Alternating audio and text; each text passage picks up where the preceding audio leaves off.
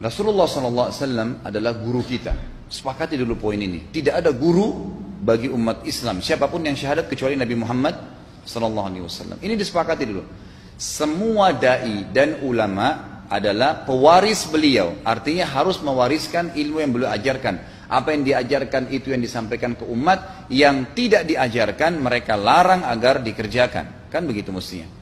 Ini kaidahnya dulu. Masalah kasus ada orang imam pimpin doa setelah sholat, jangan dibahas doanya. Doa adalah ibadah.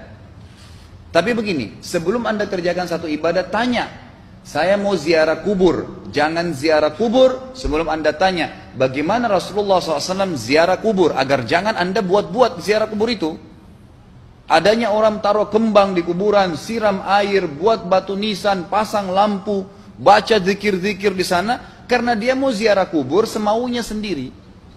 Tidak bisa. Anda muslim, punya kiai, punya Rasulullah SAW, suri tauladan kita, uswatun hasanah. Tanya Rasulullah ziarah kubur bagaimana. Rasulullah SAW dalam hadis Bukhari menziarahi kubur Baqi.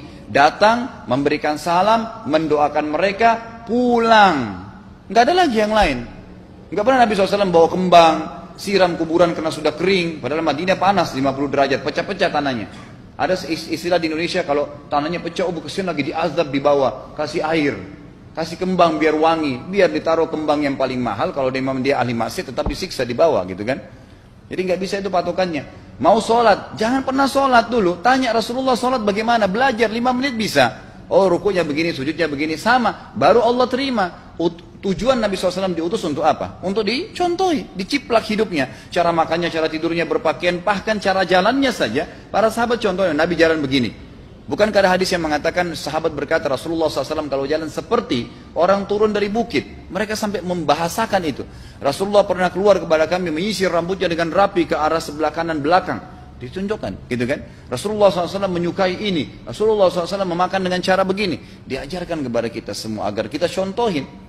Yang jadi masalah bagi kita ini, kita selalu mau buat apa-apa yang tidak diperintahkan oleh Nabi SAW. Selalu alasannya baik. Sekarang kasus berdoa setelah sholat. Doa adalah ibadah, nggak ada masalah doa. Tapi kalau kita mau ikat antara sebuah ibadah dengan ibadah yang lain, tanya dulu, Rasulullah pernah ikat nggak? Pernah pertemukan nggak?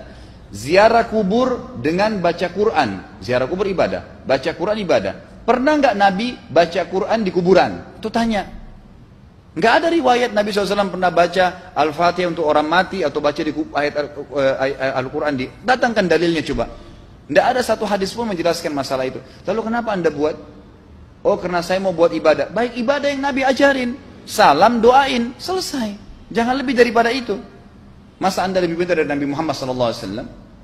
Habis sholat, memang paket yang Nabi tawarkan, yang beliau selalu kerjakan adalah zikir. Setelah sholat, dengan zikir sholat yang sudah masyhur, istighfar, kemudian baca Allahumma antas salam, sampai membaca ayat kursi, al-ikhlas, al-falaq, an-nas, baca subhanallah, alhamdulillah, Allah akbar 33 kali, sampai terakhir baca, digenapkan la ilaha illallah wahdahu la syarika lah. Selesai itu semua hadis Nabi SAW menjelaskan setelah sholat, Rasulullah SAW langsung berdiri.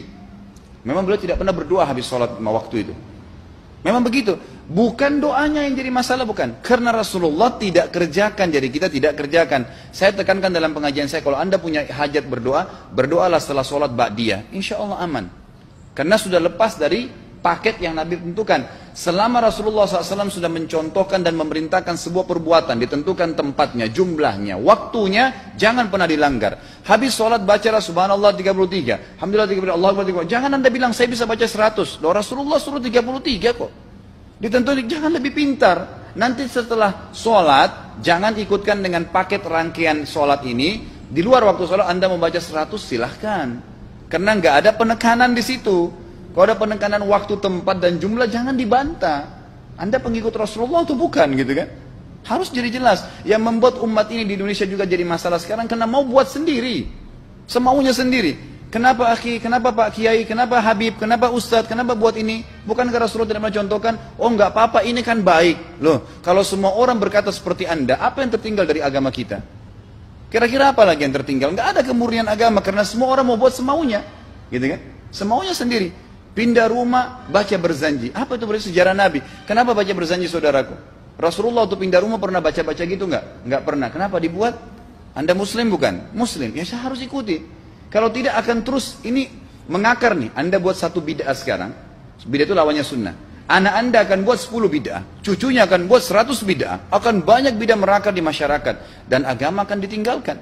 Kemurnian sunnah akan hilang, gitu kan? Ini bahaya.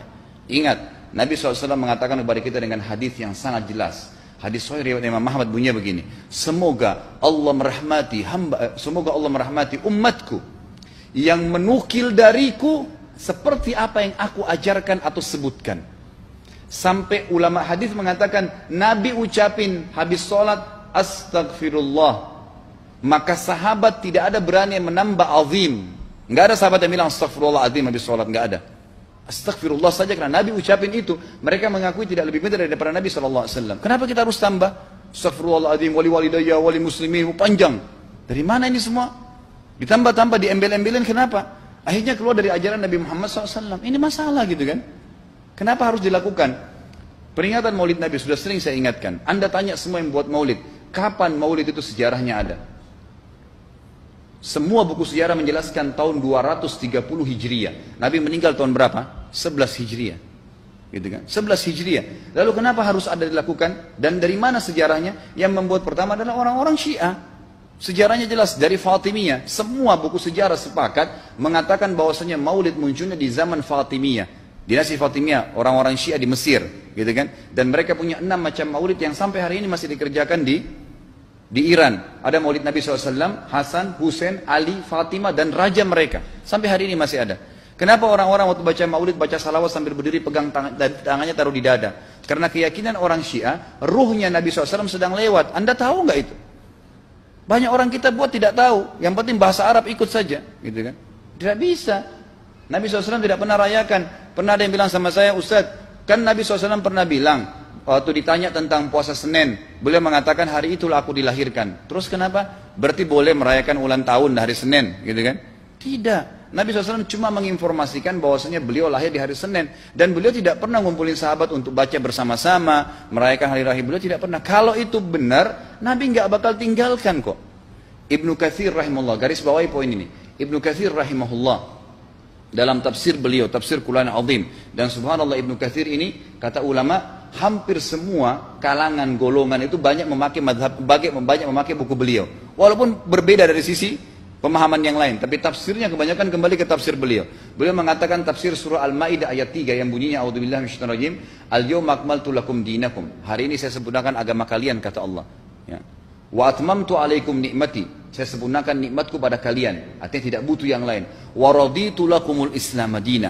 Saya ridha Islam sebagai agama kalian. Kata beliau, ayat ini turun menandakan dan memastikan bahwasanya Nabi Muhammad SAW tidak meninggal dunia kecuali sudah mengajarkan semuanya. Yang hitam, yang putih, yang gelap, yang terang, yang susah, yang muda, ya, semua dijelaskan.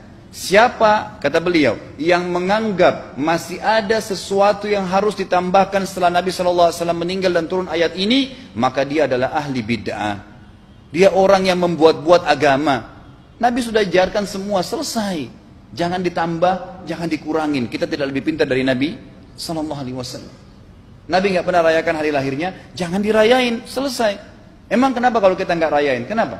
Tangan kita terputus? Enggak. Masih banyak ibadah yang disunnahkan gitu. Sama dengan kasus Isra dan Mi'raj. Kejadian besar dalam Islam. Tapi Anda boleh kembali kepada semua buku sirah. Saya tantang semua buku sirah Anda kembali. Insya Allah yang berpegang pada Al-Quran dan Sunnah, memang ada dasar wahyunya, maka semua akan menjelaskan. Nabi SAW setelah pulang dari Isra dan Mi'raj tidak pernah mengumpulkan sahabat-sahabat untuk merayakannya setiap tahun. Tidak pernah. Boleh dipelajari iya, setiap hari. Tapi ditentukan tanggalnya lalu dibuat acara. Tidak pernah Nabi SAW buat itu. Lalu kenapa Anda buat? Kalau Anda mau tetap buat, ya silahkan. Itu hak terserah Anda. Tapi saya ngajak kepada Anda kembali kepada kemurnian ajaran Nabi SAW. Kita tidak akan pernah kembali. Kata Syekh Utsaimin rahimahullah, umat Islam ini akan kembali kepada kejayaan mereka kalau mereka betul-betul kembali kepada ajaran Rasul mereka Muhammad SAW. Murnikan ajaran Nabi yang jalankan seperti yang beliau ajarkan, selesai, akan aman. Pasti akan kembali kejayaannya. Kita nggak bisa saling menghardik, saling menyalahkan yayasan ini, organisasi ini, kelompok ini, karena masing-masing mau beristidlal sendiri, mau menjalankan sendiri hukum-hukum agama ini, bukan mengikuti sunnah Nabi SAW. Jemaah haji kita, jemaah umrah, Datang ke Mekah, tur dalam kota Mekah, naik ke gunung untuk lihat Gua Hira. Kenapa naik ke Gua Hira? Oh, Rasulullah pernah di sini. Baik, saya jelaskan. Nabi Muhammad SAW ke Gua Hira sebelum turunnya wahyu. Dan beliau terakhir sekali di Gua Hira pada saat menerima Iqra bismi rabbikal ladzi khalaq. Itu saja. Setelah kejadian itu, beliau turun dari Gua Hira. Dari waktu itu sampai meninggal, Nabi SAW tidak pernah ke Gua Hira lagi dan tidak pernah suruh sahabatnya ke Gua Hira. Kenapa anda ke Gua Hira? Sampai naik 3 jam ada yang jatuh mati. Karena jahil, tidak tahu pemahaman agamanya. Nggak bisa begitu. Cukup dikenang iya. Kecuali Nabi SAW suruh, datangilah Gua Hira. Ya silahkan. Gitu kan? Kalau enggak, kan begitu. Masalah Isra Mi'raj, saudaraku, kejadian besar. Ambil ibrohnya, yang penting ilmunya. Oh, salat 5 waktu, kejadiannya pernah gini. Ada kebesaran Allah, ambil pelajarannya iya. Yang Nabi tidak contohin, maka jangan dikerjakan. Hanya itu saja. Zikir bersama, di sini ditanyakan juga zikir bersama.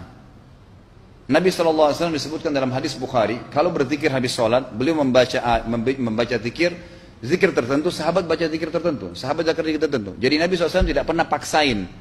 Enggak pernah Nabi misalnya baca ayat kursi, harus semua sahabatnya ikut ayat kursi, enggak. Nabi SAW baca ayat kursi, si fulan baca al-ikhlas, si fulan baca subhanallah, masing-masing. Dan ingat, Allah SWT mengatakan apa? Tentang masalah zikir dan doa ini. Ya. Dikatakan, ya, kita harus berdoa kepada Allah, ya, wadunal jahri minal qawli bil gudui wal asal, wala takum minal ghafilin.